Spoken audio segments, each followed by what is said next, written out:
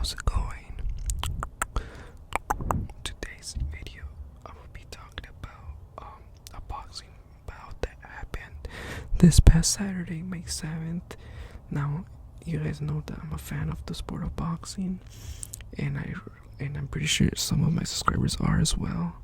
So that's why I'm making this video. I just want to like give my thoughts and opinion on what I thought about the fight. And if you guys do follow the sport, you guys know that Canelo Alvarez, who's so called the pound for pound king of the sport, got dethroned by the light heavyweight champion, the WA light heavyweight champion, Dimitri Bivol. This bout was billed as legacy is earned, and it was a professional boxing match between the 4th division world champion Canelo Alvarez and the defending WA super light heavyweight champion Dimitri Bivol. And yeah, this bout was on Cinco de Mayo weekend at the T-Mobile Arena in Las Vegas.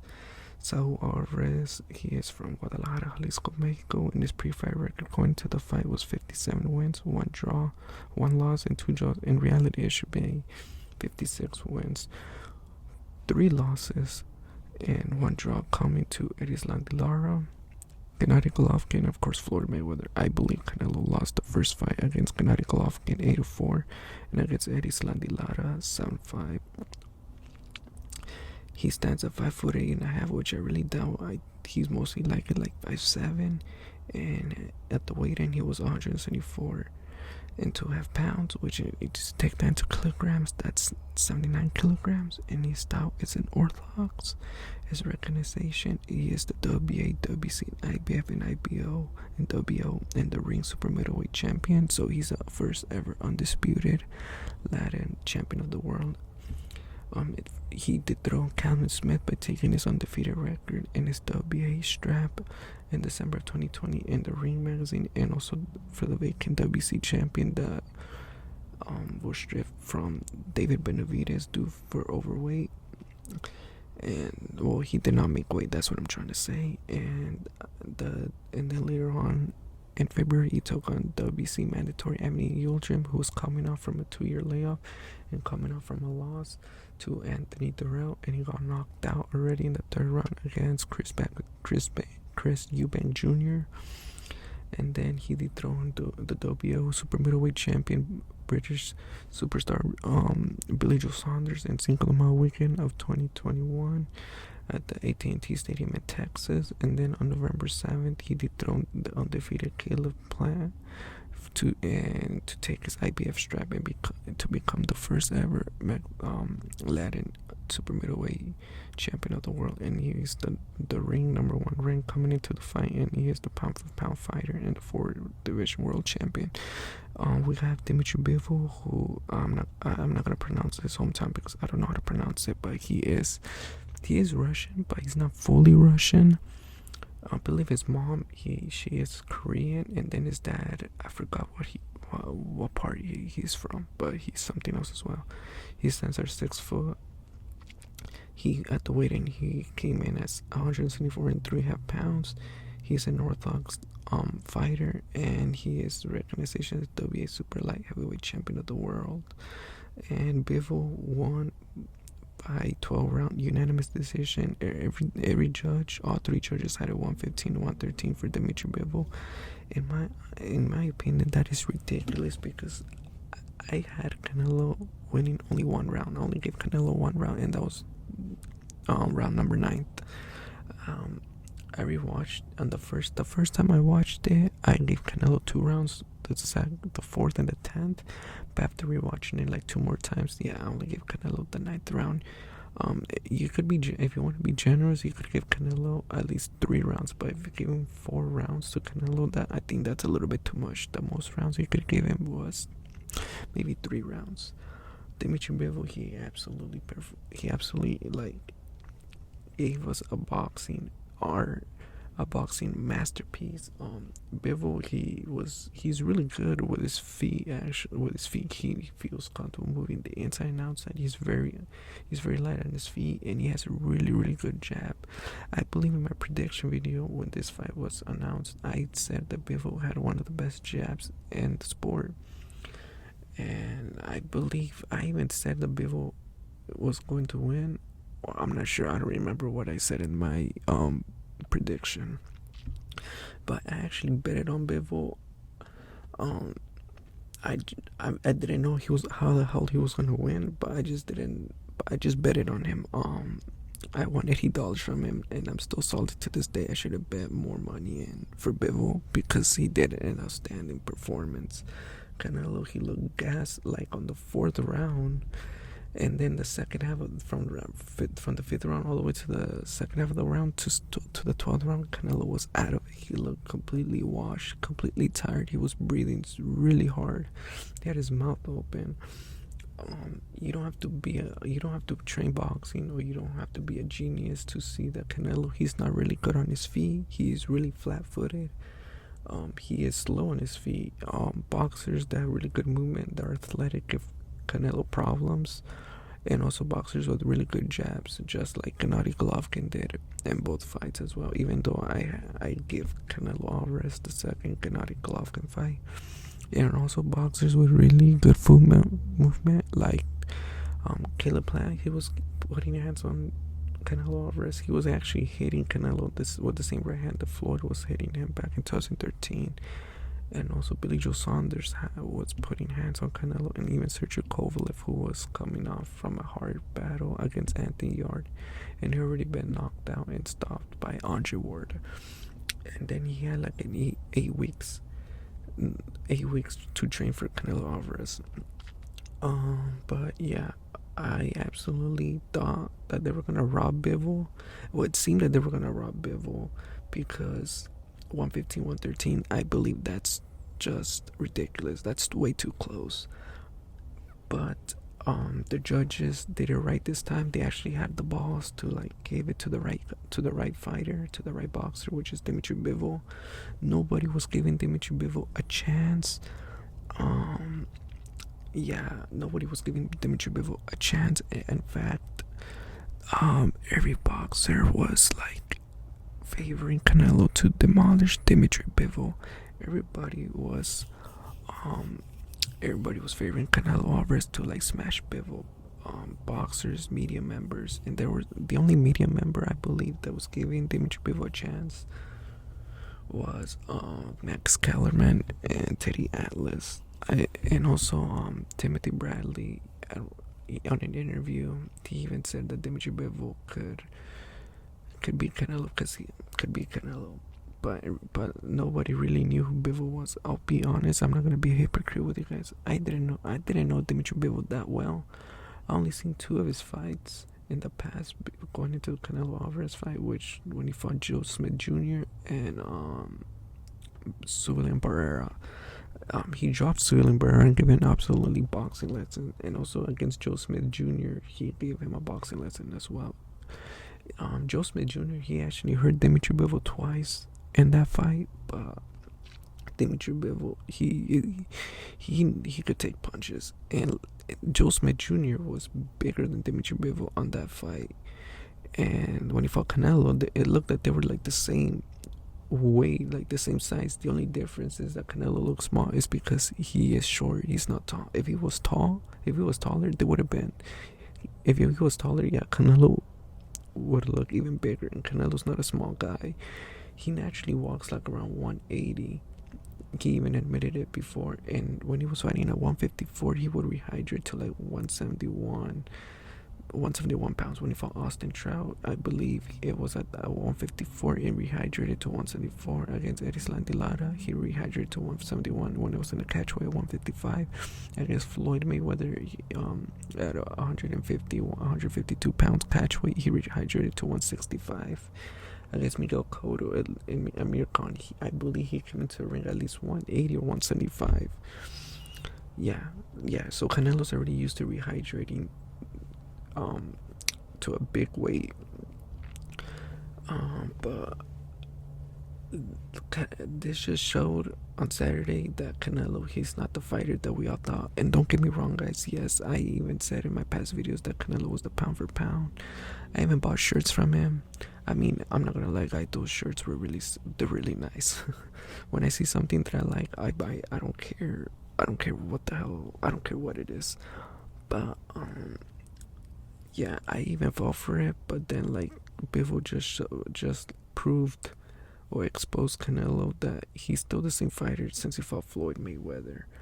The only difference that he proved is that Canelo, he was he's really good at choosing his opponents that he knows he's going to beat. Like, come on, guys, everybody knew that he was gonna ram through everybody at 168. Everybody knew that he was gonna beat the shit out of Amir Khan. Everybody knew that he was gonna um walk through Anthony Yildirim and Rocky Fielding. He got a gift decision, like I said, against Erislan Lara. The Austin Trout fight, it's closer than people think, and way closer than the judge had it back in 2013 before he fought Floyd Mayweather. And also, the second Gennady Golovkin fight, I give it to Canelo, but people still saw Canelo losing, so I don't really count it as a big victory for Canelo because it ended in controversy against Sergey Kovalev. Kovalev was way past his prime already, and like I said before, guys, Kovalev has been stopped and knocked out already. So Canelo, he had a one-fight deal to fight.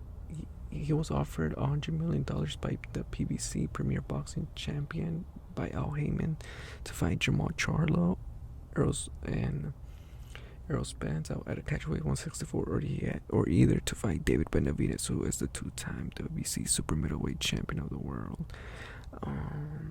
But he decided to take the DAZN matchroom deal by Eddie Hearn, which was $160 million to face Dimitri Bivol. If he would have beat Bivol this past Saturday, he would have faced Gennady Triple G Golovkin in a trilogy fight, and then in December he either had the option to fight John Ryder in the UK or Makabu in Mexico for the cruiserweight title. But I don't think Bivol was like a cherry pick. How people say he was,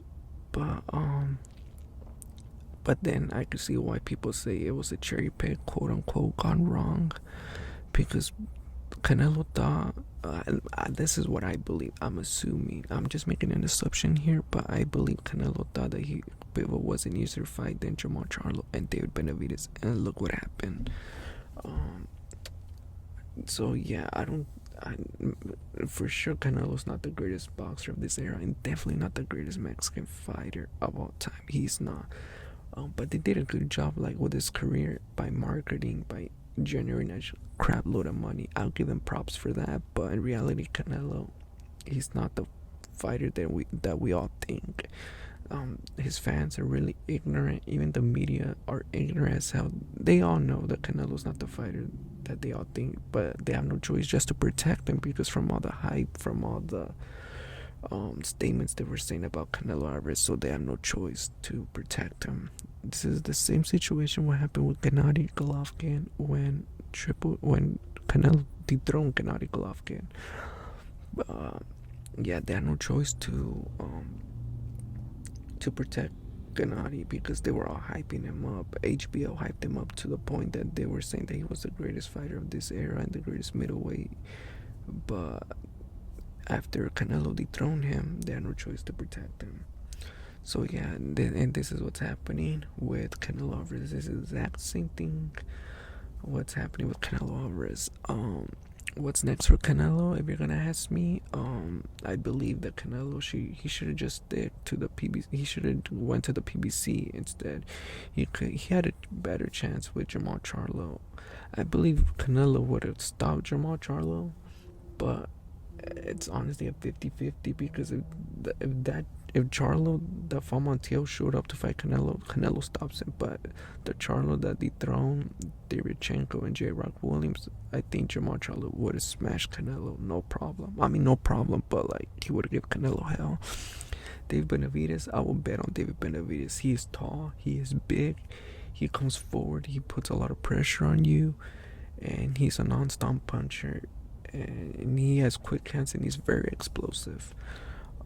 The other one I believe that thrones Canelo Alvarez as well is Arthur Beterbiev, who is the unified IBF and WBC champion of the world, who stopped Marcus Brown. in his past fight, and then on July 18th, I believe, or no, June 18th, I believe. Yeah, I believe it's in June. He will be facing Dimitri Bivol's former opponent, Joe Smith Jr. I believe Dimitri Bivol should focus on undisputed light heavyweight because that's his goal. There is a rematch clause for Canelo for if he wants to take it in September, but I don't think Canelo should take the rematch because if he loses to Dimitri Bivol again, then his career is over. Especially if Dimitri Bivol comes down to 168 and it throws Canelo there and takes his belts. Yeah, Canelo's career and his legacy is over. But yeah, Canelo, he is a great fighter. I mean, he's not a terrible fighter, but he has flaws. Um, I think Canelo, if he would have fought Errol Spence in that BBC deal, Canelo Alvarez would have smashed Errol Spence because weight class do matter. Errol Spence, I believe he's just too small for Canelo. Canelo, he's too big. Like he's gonna rehydrate to at least 175 if the fight would have taken place at 164. But yeah, so yeah, that's my thoughts on this fight. Canelo, he looked gassed out. They had no adjustments. Dimitri Bivol, he was disciplined and he was always he kept his composure throughout the fight. And yeah, he had Canelo on the ropes too many times. Well, actually, Canelo, he was going to the ropes a lot. I don't know why. He said he felt comfortable, but in reality, that he knew he wasn't gonna win the fight since the fourth round. I don't know how the judges had Canelo winning on the first 4 rounds. I clearly Bivol won every single round except for round 9. That's how I scored it. And we all saw that Floyd absolutely demolished Canelo Alvarez 12-0. So yeah, so if you guys are asking me, yeah, like I said before, I think Canelo should move down to 168. If he wants to fight Golovkin again, then go for it. But either way, I think Golovkin's confidence will be not through the roof, but his confidence will definitely be there because he just saw what happened to Canelo, and Golovkin already faced him twice. And if he fights Bivol again, Bivol's confidence will definitely be through the roof, and Canelo's confidence, I don't think it will still be there. But yeah, that's my take on this fight. Canelo Alvarez should just stick to 160 and defend his belt against David Benavidez once David Benavidez gets past David Lemieux, which he will, and also against Jamal Charlo once he gets past Sulecki, which he will, and Charlo should move up to 168 because he's not gonna get no fights at 160 unless the fight with Munguia. It was I don't know what happened unless Charlo. I don't think Charlo will fight Janibek. But yeah, and Demetrius Andrews, he had a fight at 160 against Zach Parker, but Demetrius Andrews suffered a shoulder injury. But yeah, that's my take on it. Dimitri Bivol should focus on 175 to go for undisputed, and Canelo Alvarez should stick at 168. That's all I got for you guys. Please, I hope you guys enjoyed the video. Please hit the like button and the subscribe button for more content like this. I really appreciate it, guys, and thank you guys so much for all the support and for sticking with me. I really hope you guys do enjoy my content because I do this for you guys. I just want you guys to be entertained as well, even though this is ASMR as well. But yeah, guys, thank you guys so much for watching again, and I'll see you guys on the next one. Take care, guys. All right, peace.